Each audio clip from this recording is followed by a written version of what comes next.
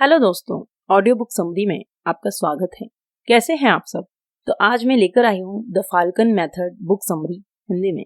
पैसे से पैसा बनाना सीखें। तो चलिए शुरू करते हैं the falcon method book summary. How to make money from stock market.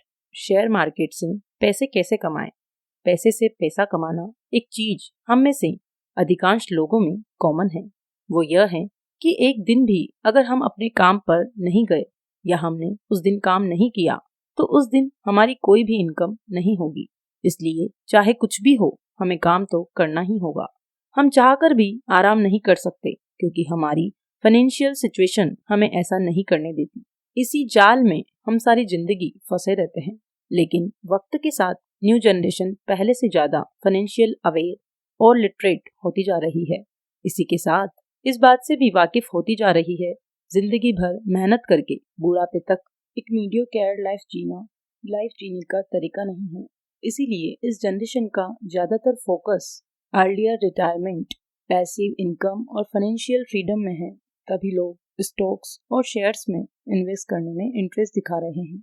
लेकिन जो प्रॉब्लम अधिकतर लोगों को आती है वो यह है कि कौन से स्टॉक्स लिए जाए, क्योंकि क्वालिटी स्टॉक को सस्ते से सस्ते रेट पर बाय करना ही इन्वेस्टिंग का रियल चैलेंज होता है, जिसके लिए ऑथर डेविड सोलोमी अपनी बुक द फाल्कन मेथड में हमें एक ऐसा इन्वेस्टमेंट मेथड सिखाते हैं जो वैल्यू इन्वेस्टिंग, कॉमन सेंस और बेसिक डिसिप्लिन के प्रिंसिपल पर बेस्ड है, जिसका अल्टीमेट गोल है कि आप ऐसे स्टॉक्स का पोर्टफोलियो बनाएं जिससे आप रिटर्न्स के साथ ही अपनी पैसिव इनकम बना पाए। दरअसल फाल्कन एक पक्षी का नाम है जो शिकार करने में माहिर होता है। उसी पक्षी की तरह ये मेथड भी काम करता है, क्योंकि ऑथर ने अपनी अर्ली एज में ही काफी फाइनेंशियल स्ट्रगल देखे थे। इसके बाद ही यह डिसाइड कर लिया था कि वह बड़े होकर इस रेट रेस में नहीं फंसना चाहेंगे। एक नजर ऑथर डेविड सोलोमी। ऑथर डेविड सोलोमी 33 साल की उम्र में फाइनेंशियली फ्री होकर रिटायर हो गए। उनका जन्म 1982 में हंगरी में हुआ था। जब वह 10 साल के थे तो उनके माता पिता का तलाक हो गया था। वह अपनी माँ के साथ ही रहते थे जो एक किंडरगार्टन टीचर थी। उन्होंने अपनी युवावस्था में डिफरेंट फाइनेंशियल रियलिटीज का सामना किया था। इसीलिए उन्होंने डिसाइड किया कि उन्हें जितनी जल्दी हो सके फाइनेंशियली फ्री होना है। अपने इसी निर्णय से उन्हें प्रेरणा मिली। अपनी काबिलियत और सीखने के जुनून से वह 33 साल की उम्र में फाइनेंशियली फ्री हो गए। वह एक फुल टाइम इन्वेस्टर बन गए। इनकी यह बुक हमें बताती है कि स्टॉक मार्केट की ही वह जगह है जहां हम बहुत छोटे से शुरुआत कर सकते हैं। इसके द्वारा हम फाइनेंशियली फ्री हो सकते हैं, जिससे एक समय बाद हम नहीं बल्कि हमारा पैसा काम हमारे लिए काम करता है। Falcon method, types of investment. 2011 में विश्व के सबसे महान निवेशक वॉरेन बफेट ने अपने शेयर होल्डर्स को एक लेटर लिखा जिसमें उन्होंने 3 प्रकार के इन्वेस्टमेंट के बारे में बताया, जिसमें सबसे पहली इन्वेस्टमेंट है करेंसी बेस्ड इन्वेस्टमेंट।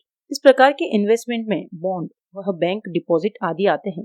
यह वह इन्वेस्टमेंट है जिसे इन्वेस्टर सबसे सेफ इन्वेस्टमेंट समझते हैं, जबकि वास्तविकता यह है कि यह इन्वेस्टमेंट का सबसे अच्छा विकल्प बिल्कुल भी नहीं है।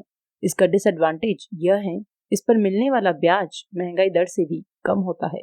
इस प्रकार हम इसमें इन्वेस्ट करने से अपनी इन्वेस्टमेंट वैल्यू बढ़ाने की बजाय कम कर देते हैं। अनप्रोडक्टिव असेट्स, इसमें गोल्ड, राइस, ऑयल आदि इसी प्रकार के इन्वेस्टमेंट में आते हैं। इन्वेस्टर यह सोचकर इसमें निवेश करते हैं एक दिन उनका दाम ऊपर जाएगा, इस तरह उनकी इन्वेस्टमेंट वैल्यू बढ़ जाएगी। लेकिन यह इन्वेस्टमेंट अक्सर लोगों के घर या लॉकर में ही रह जाती है।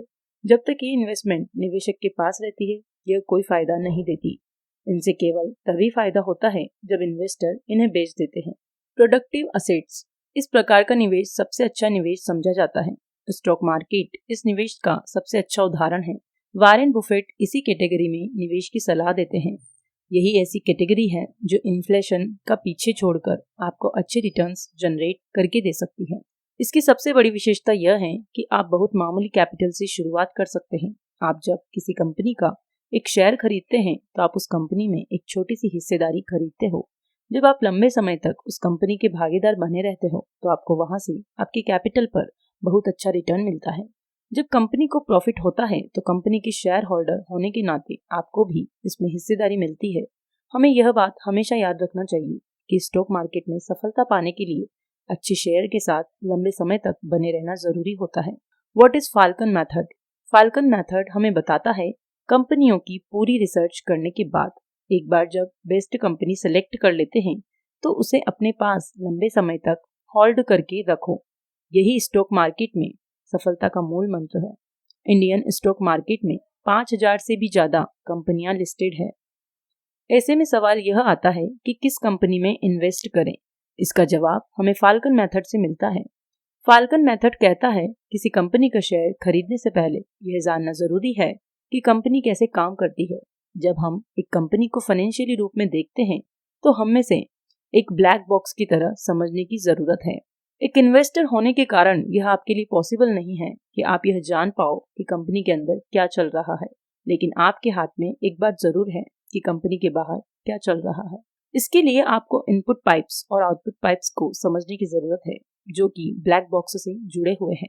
फाल्कन मेथड इनपुट पाइप्स यानी कि इनकम।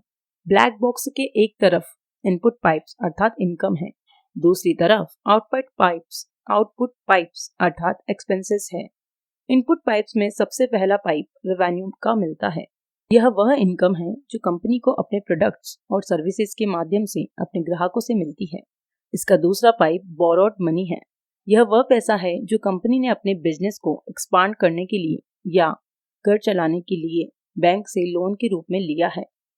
तीसरा पाइप इक्विटी सेल है। जब कंपनी फंड रेज करने के लिए अपने नए शेयर होल्डिंग्स को काम करती है, फिर उस नए शेयर्स को बाजार में बेचती है, तो यह इक्विटी सेल में आता है। इस बात पर ध्यान देना बहुत जरूरी है क्योंकि बहुत सारी कंपनियां इस तरह से इकट्ठे किए गए पैसे से शेयर होल्डर्स को डिविडेंड देती है जो बिल्कुल भी उचित नहीं है। फाल्कन मेथड आउटपुट पाइप्स यानी कि एक्सपेंसेस। अब बात आउटपुट पाइप्स की करते हैं। यहाँ पर हमें सबसे पहला पाइप ऑन गोइंग एक्सपेंसेस का मिलता है। यह कंपनी के रोजमर्रा के एक्सपेंसेस होते हैं जिसमें सैलरीज, ऑफिस सप्लाईज, मार्केटिंग और एडवर्टाइजिंग शामिल होती है। दूसरा पाइप कैपिटल एक्सपेंडिचर है। यह वह एक्सपेंसेस हैं जो उन चीजों को खरीदने में लगाए जाते हैं जिनकी यूजफुल लाइफ 1 साल से ज्यादा की होती है, जैसे कंप्यूटर्स, मशीनरी और बिल्डिंग आदि। तीसरा पाइप एक्विजिशंस। यह वह एक्सपेंसेस होते हैं जब कंपनी अपनी ग्रोथ के लिए दूसरी कंपनियों का अधिग्रहण करती है। चौथा पाइप पेमेंट ऑफ डेब्ट का होता है जो फॉरवर्ड मनी कंपनी के इनपुट पाइप में शो होता है जिसे कंपनी को ब्याज सहित चुकाना पड़ता है। इसलिए इस पाइप से हमें यह पता चलता है कि कंपनी अपने कर्ज को चुकाने के लिए कितना भुगतान करती है। पांचवा पाइप टैक्सेस का होता है। यह वह एक्सपेंस है जो कंपनी को टैक्स के रूप में सरकार को पे करना होता है। छठा पाइप प्रॉफिट्स का होता है। इस पाइप से हमें यह पता चलता है कि कंपनी अपने प्रॉफिट का उपयोग किस प्रकार करती है। इस पाइप के अंदर हमें 3 प्रकार के सब पाइप मिलते हैं जिनसे कि पैसा बाहर जाता है, जिनमें पहला डिविडेंड्स का है। जब कंपनी अपने प्रॉफिट में से कुछ भाग अपने शेयर होल्डर्स को देती है तो इसे डिविडेंड कहा जाता है। इसमें दूसरा पाइप शेयर बायबैक का है। जब कंपनी सरप्लस कैश के कुछ भाग से अपने ही शेयर को ओपन मार्केट से खरीदती है तो उसे शेयर बायबैक कहा जाता है। तीसरा रिटेन्ड अर्निंग है। जब कंपनी अपने प्रॉफिट को अपने बिजनेस को बढ़ाने के लिए अपने ही पास रख लेती है, जिससे कंपनी की ग्रोथ होती है। यहाँ पर यह भी ध्यान रखना चाहिए कि कंपनी इस पैसे को किस प्रकार और कहाँ पर प्रयोग करती है।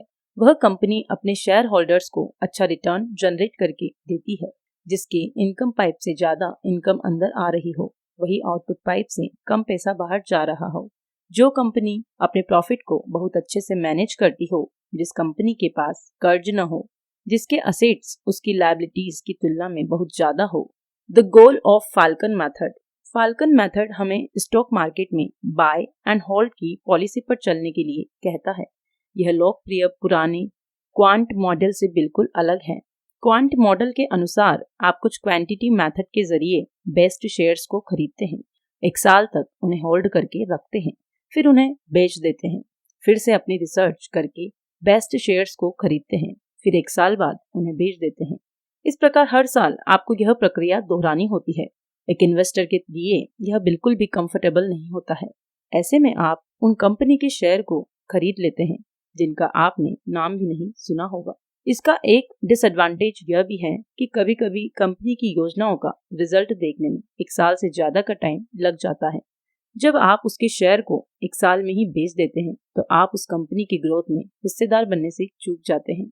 इसके विपरीत फाल्कन मेथड हमें बताता है कि हमें क्वालिटी वाइज अच्छे शेयर्स का चुनाव करके उसे लंबे समय तक होल्ड करके रखना होता है, जिससे उस शेयर से हमारी जेब में डिविडेंड के रूप में लगातार पैसा आता रहे। बाय एंड होल्ड के द्वारा ही इन्वेस्टर यहाँ से अच्छा खासा रिटर्न जनरेट कर पाते हैं। 5 स्ट्रेटजीज ऑफ फाल्कन मेथड। अब हमें फाल्कन मेथड की 5 स्ट्रेटजीज को समझना होगा, जिसकी सबसे पहली स्ट्रेटजी है select group of top quality companies. Falcon method कहता है कि आपको सबसे पहले टॉप क्वालिटी कंपनी को सिलेक्ट करना होगा।